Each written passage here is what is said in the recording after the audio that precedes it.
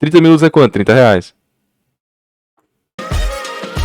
O São Paulo de Tele Santana marcou o futebol no início da década de 90 e encantou toda uma geração, apresentando um futebol ofensivo que empolgava os torcedores e que ao mesmo tempo trouxe grandes títulos para o Morumbi.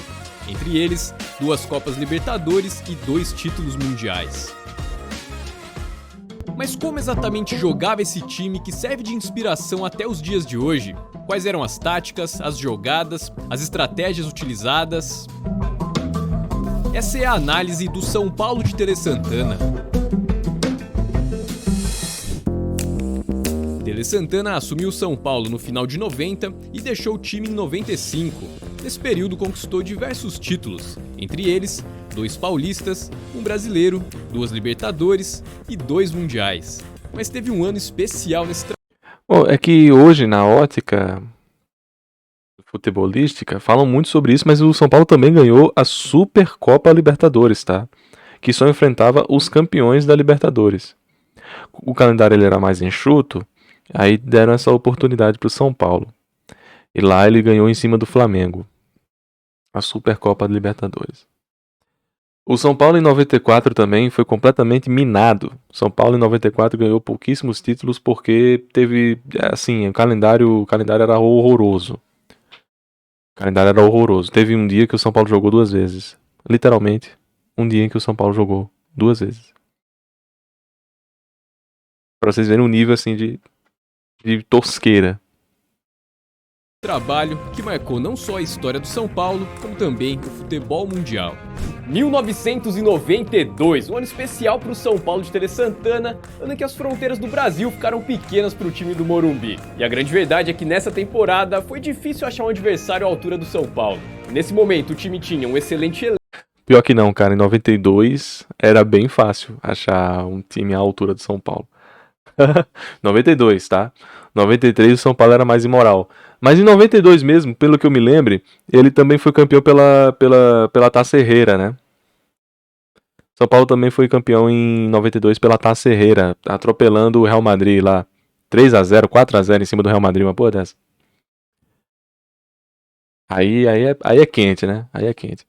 Elenco, um excelente treinador e um excelente entrosamento. Agora, a gente já cansou de ver elencos excelentes no papel, recheados de craque, mas que na prática dentro de campo não deram tanto resultado assim. Existe uma grande diferença entre ter um conjunto de bons jogadores e de fato um bom time bem armado. Mas então como é que o Tele conseguiu gerenciar isso? Como é que ele armava o São Paulo? E principalmente como ele foi se adaptando, como ele foi mudando o time? Porque o São Paulo que começou em 1992 é bem diferente do São Paulo que terminou a temporada. Dá uma olhada. A gente vai partir do time que venceu o Paulistão em dezembro de 91 até chegar no time campeão mundial de 92. Por enquanto, foco apenas na escalação. O time da final contra o Corinthians foi Zete, Cafu, Antônio Carlos, Ronaldão e Nelsinho, Sidney, Suélio e Raí, Nossa, Macedo, Suélio, Miller cara. e Elivelton. Elivelton. A verdade é que o time que conquistou Elivelton destruiu o Real Madrid.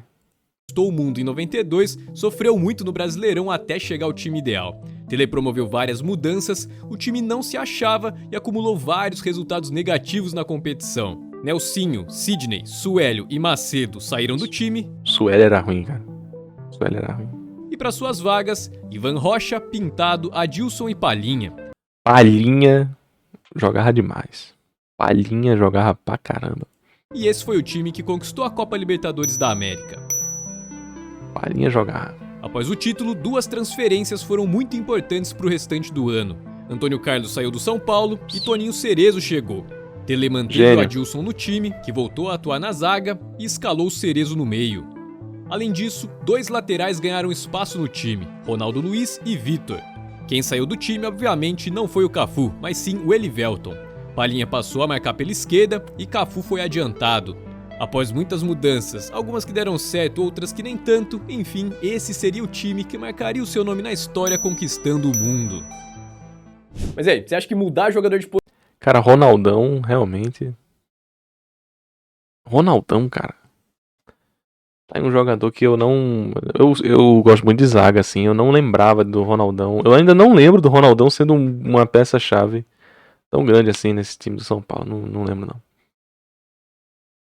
Posição é uma boa ou não? Como você pode perceber pro Tele Santana, isso aí não tinha problema nenhum. Inclusive, o que ele mais queria era justamente esses atletas mais versáteis que jogassem mais de uma posição e principalmente cumprissem outras funções dentro do esquema dele. Por isso que é tão importante quebrar um pouco os paradigmas, pensar um pouquinho além do óbvio, que é justamente daí que surgem as boas ideias do futebol. Bom, agora que a gente já conheceu a máquina... Não, o Ronaldão, eu não tô questionando o Ronaldão ser um bom jogador, eu tô comentando que o Ronaldão não foi tão, sabe, caramba, jogadoraço, tão marcante na história do São Paulo. Raí do Macabro, 7 meses conosco, muitíssimo obrigado. E venha cá, enjoy yourself, enjoyer. Conhecer o que essa máquina produzia, e essa máquina produzia muito, era muita jogada interessante de ataque, várias alternativas que vale a pena a gente olhar um pouco mais de perto. Isso porque em 1992 o Brasil tinha uma safra de craques muito grande, então tinham vários adversários muito difíceis aqui no Brasil. E mesmo assim esse São Paulo do Tele Santana acabou mostrando uma certa superioridade. Mas exatamente como funcionava esse ataque? Sem sombra de dúvidas, as infiltrações eram a principal jogada do São Paulo de Tele Santana. Três conceitos são muito importantes para a gente explicar como funcionavam essas jogadas. A tabela utilizando 3 jogadores, as tabelas de ultrapassagem e as tabelas de apoio. Agora vamos ver na prática como o São Paulo explorava essas 3 dinâmicas. Aqui um exemplo de uma tabela de ultrapassagem, simples e eficiente. Outra coisa é que os pontas geralmente iam pelo meio e quem passava por fora eram os laterais. Assim o São Paulo de Tele Santana sempre tinha uma alternativa para jogar, mesmo que o adversário fechasse o meio. Outra boa jogada, tabela de apoio, mas o espaço para infiltrar não aparece, a marcação continua encaixada. São Paulo inverte o corredor e gera 2 contra 1, utilizando o lateral passando por fora.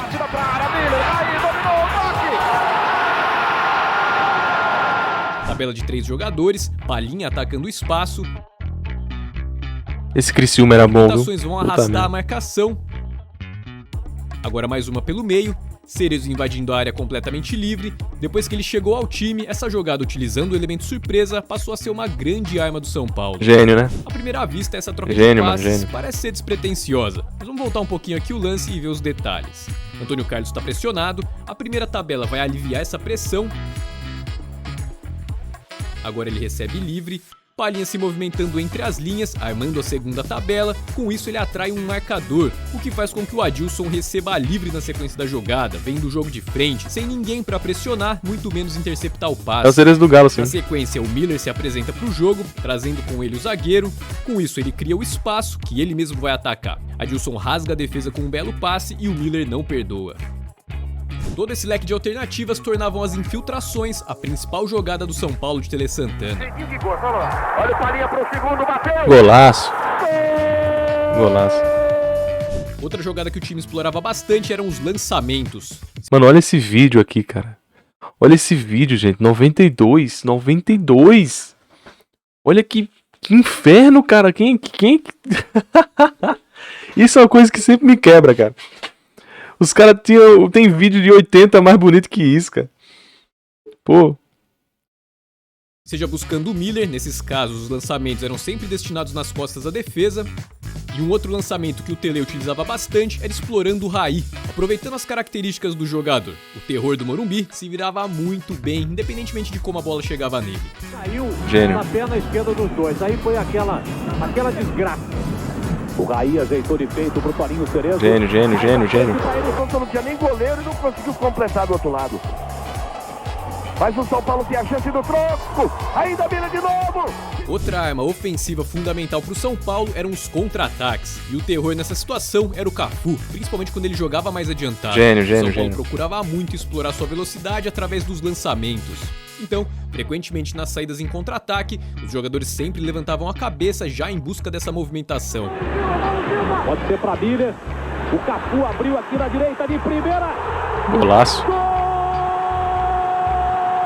O Miller raramente voltava para trás do meio de campo, ele marcava, mas não recuava muito. Ele tinha sempre um homem livre para que quando o São Paulo recuperasse a bola, ele arrastasse a zaga adversária para trás, limpando o caminho para quem viesse de trás arrancando com ela. Nesse caso, os defensores acabam em dúvida entre proteger um lançamento nas costas ou tentar pressionar e acabam recuando, dando campo para o contra-ataque acontecer. Dessa maneira, os contra-ataques baseados nas arrancadas individuais eram outra forma muito eficiente de chegar ao ataque. Posição legal. Aí o toque, pra Palinha, dominou, bateu! Milton Neves é tão velho assim, gente. Caramba. Milton Neves estava narrando em 92. Quando o coletivo favorece o individual e o leque de jogadas é vasto, o estrago é grande. E justamente essa somatória de fatores é o que de fato gerava essa superioridade tão evidente do São Paulo em relação aos seus adversários. Por isso que é importante entender essas variações e saber qual delas funciona melhor contra cada tipo de adversário ou cada cenário da partida. Mas é aquela máxima, ataques ganham jogos, defesas ganham títulos. E títulos foi o que não faltou pro São Paulo de Tele Santana. Faltou brasileiro depois de 91, perto, né? A gente vai encontrar um sólido sistema defensivo. Ou será que não? Faltou a Copa do Brasil, né? Mas o São Paulo não disputava, né? Não. Ou será que o ataque era tão eficiente que compensava as falhas da defesa? De novo, 1992, grande geração de craques, os ataques eram extremamente letais também. Tinham vários adversários de alto nível técnico aqui no Brasil. Então, como é que funcionava a defesa do Tele Santana? Será que funcionava de fato mesmo ou será que o time era um pouco mais desequilibrado? Vamos dar uma olhada mais de perto. Com um nível de exposição alto, muita gente à frente da linha da bola e depois da entrada do Cerezo no time, como o São Paulo defendia os contra-ataques? Geralmente, os jogadores mais recuados, os defensores, eles avançavam para atrasar o contra-ataque adversário, quando possível recuperar a bola nesse confronto e quando não funcionasse, pelo menos atrasar uma arrancada, para que o time tivesse tempo de recomposição. Como você vai perceber, os laterais eram fundamentais nesse segundo caso. Aqui o São Paulo tenta o ataque, a bola sobra para uma arrancada do adversário, mas o Ronaldão avança para pressionar, enquanto os laterais já se preparavam para recompor. O Tele não tirou a principal característica do Cerezo, fazer suas infiltrações, então depois da entrada dele no time, a importância dos laterais para recompor o bloco ficou ainda maior. Aqui o Pintado avança para tirar a velocidade do lance, mas pronto para correr para trás e não ser superado. E aí, mesmo que ele não recupere a bola, ele evita uma arrancada pelo meio e força o jogo para lateral. E assim o São Paulo tem mais tempo para recompor o bloco. Com exceção do Miller, todos recuavam para trás da linha da bola. E outra característica da defesa do São Paulo era a compactação. Uma compactação bem intensa muitas vezes. O São Paulo se defendia no 4-2-3-1, Palinha e Cafu não ficavam marcando abertos como pontas, eles fechavam bastante e o Raí recuava fechando esse triângulo do meio de campo. Em bloco baixo, era muito comum ver cenas como essa, com os dois volantes e a linha de três fechadas em torno da bola, todo mundo ali em um espaço bem reduzido do campo. Bem Cruyff, Isso né? em outras situações também, como no perde-pressiona, o Tele enfim conseguiu reproduzir o estilo do perde-pressiona da Holanda de 74, Exato. que ele tanto admirava. Caralho, eu falei e o cara abriu e falou também, olha aí. Irado. E Catiano, 14 meses. Boa tarde, goleiro, né? Hoje tá engolado. Tá engoleiro ao lado, ó. É gol. Que lindo lance do São Paulo com Cafu. Falta pra cartão. Aqui no Brasil, o craque ficava esperando só. O cabeça de bagre toma a bola, me entrega e eu vou jogar. Como o Didi. Então isso não existe mais no futebol, não se pode mais jogar assim.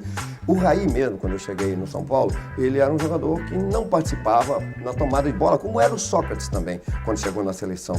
Então, o Raí entendeu perfeitamente e hoje é um jogador que luta, que briga pela posse da bola, que dá aqueles carrinhos e sabe dar muito bem como o europeu. Ele dá com o pé, puxa a bola sem fazer falta e sai com ela. Na prática, era exatamente isso que a gente via em campo. Um Raí muito combativo, que assumiu a responsabilidade de liderar e inspirar os seus companheiros nessa brilhante temporada. Esse é um dos casos que mais ilustra como um técnico pode agregar na evolução dos seus atletas em prol do bem coletivo. Em cima, sem dono, a bola no fundo, gol, não saiu, agora sai. Tele Santana era um cara que pensava muito o jogo, pensava muito o seu time, pensava os seus adversários. Como você pode perceber, ele era um cara que apresentava soluções chamadas de modernas já há mais de 30 anos atrás. E por isso que é muito importante a gente estudar o que já foi feito para não ficar se esforçando, sofrendo, tentando reinventar a roda. Mas como eu falei no começo desse vídeo, 1992 de fato foi um ano especial. Foi o ano em que um gigante brasileiro se apresentou para o mundo. Mas o São Paulo de Tele Santana ainda tinha um grande desafio no seu caminho. O Barcelona de Cruyff, o Dream Team, estava atropelando simplesmente todos os seus adversários na Europa. E foi aí que o São Paulo mostrou que não tinha adversário à altura não só no Brasil, não só na América Latina, mas sim no mundo inteiro. Agora, como é que será então que o São Paulo de Tele Santana bateu o Barcelona do Cruyff? Dá uma olhada que vale muito a pena. Como a gente viu nas análises do Dream Team do Cruyff, uma das forças do ataque eram as dinâmicas para ganhar as costas da defesa. Então o que o Tele fez? O São Paulo não abriu mão de atacar com muitos jogadores e não abriu mão também de tentar fazer o perde-pressiona compactando com muita gente próximo da bola. A diferença eram os zagueiros. Eles não ficavam avançados prontos para pressionar, eles ficavam mais recuados. Se o Barcelona escapasse do perde-pressiona, teria sim campo para avançar, mas não poderia atacar as costas da defesa. Vamos ver na prática como isso acontecia. O São Paulo perde a bola com muita gente no ataque e vai fazer o perde-pressiona, tentando compactar muita gente onde estava a bola. Mas o Barcelona consegue aliviar. Agora perceba como os zagueiros não estão prontos para abafar a jogada, eles nem estão aparecendo na imagem, eles já se projetam para trás, mesmo sem ter um atacante adversário puxando a marcação. Os jogadores recuando forçam o ataque do Barcelona a acelerar, mas é o mesmo que acelerar de encontro com um muro de concreto. Quando o Laudrup estica a bola, vem o bote do São Paulo e para o contra-ataque na defesa. O que se viu ao longo do jogo foi um São Paulo muito consciente do que o Barcelona ia tentar, atrair a marcação, criar espaço nas costas da defesa, mas o São Paulo estava sempre muito preparado para neutralizar essas jogadas. Então o Barcelona teria que ser muito preciso para conseguir uma finalização sem superar a linha defensiva, e o Stoichkov foi. Afinal, o São Paulo estava mesmo diante do Dream Team do Cruyff. Gênio. Sensacional gol de Stoichkov. Inclusive o Barcelona mostrou muito respeito ao São Paulo, tentando até mesmo adaptar o seu sistema de marcação para neutralizar as principais jogadas. Sem a bola, o time desfazia o seu losango pelo meio, trazendo o Amor junto para marcar com o Eusébio pela direita. Um marcaria o Ronaldo Luiz, outro marcaria o Palhinha.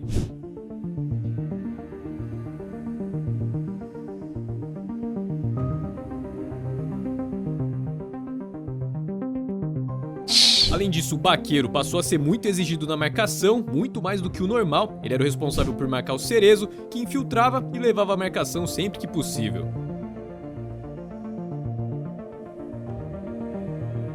O curioso é que os times tinham sistemas de marcação bem diferentes. O Barcelona fazia uma marcação individual e o São Paulo procurava manter o desenho defensivo, e isso acabou impondo uma grande dificuldade ao Barcelona.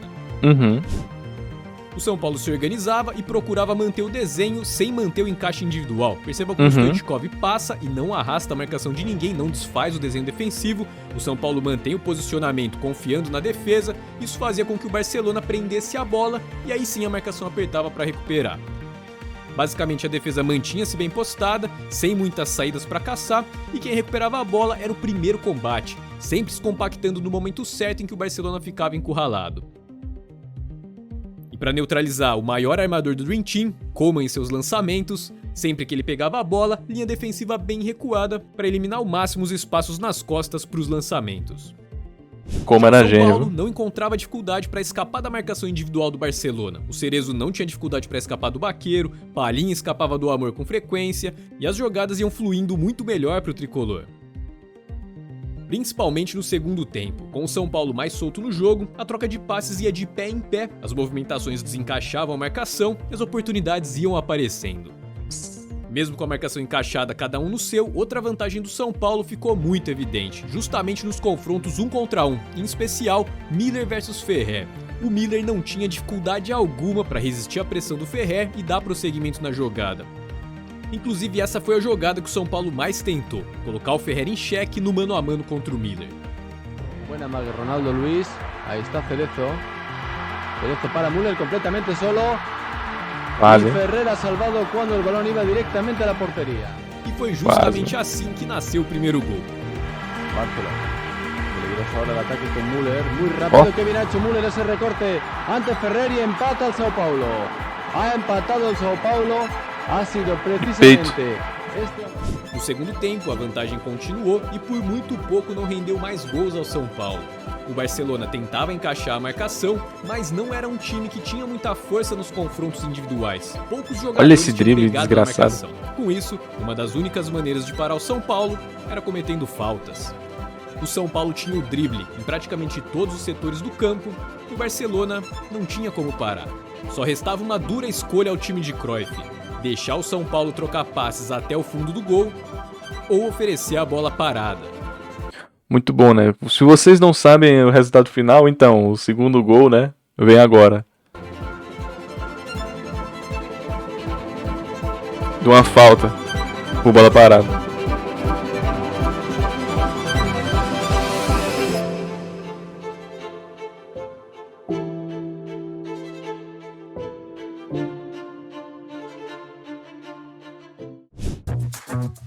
By the way, essa jogadinha de fazer tum-tum é porque não pode dar chute direto, né? Tem que fazer chute indireto, tem que ser 2-1.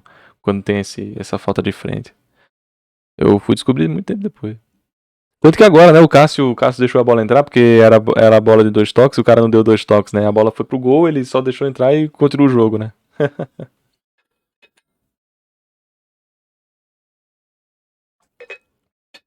Bom vídeo, muito didático. Canal Safe Zone, assim, 17 minutos que passaram como manteiga. Parabéns. Categoria canal.